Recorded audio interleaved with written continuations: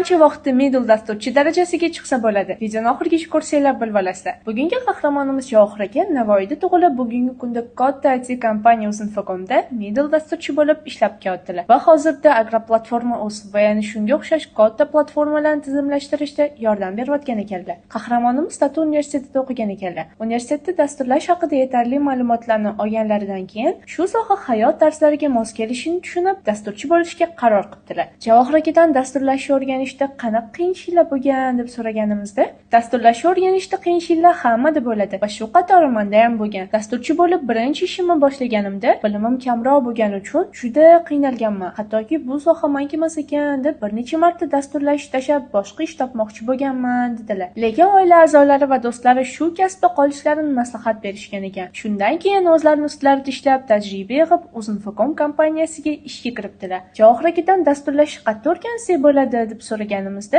Ustadi IT akademiyasini tavsiya berdilar. Yerda hamma o'quvchilarga dasturlashni o'rganish uchun zo'r sharoitlar yaratib qo'yishibdi. O'qish davomida Uzinfocomda stajirovka qilib, real loyihalar bilan ishlab, bir yilda bemalol middle dasturchi bo'lsanglar bo'ladi. Agar o'zinglarni yaxshi ko'rsatsanglar, ishga ham olib qolishadi dedilar. Agar sizlar ham Ustadi dasturlash kurslarida o'qib, katta IT kompaniyaga ishga kirmoqchi bo'lsanglar, unda kommentda plus qoldiringlar.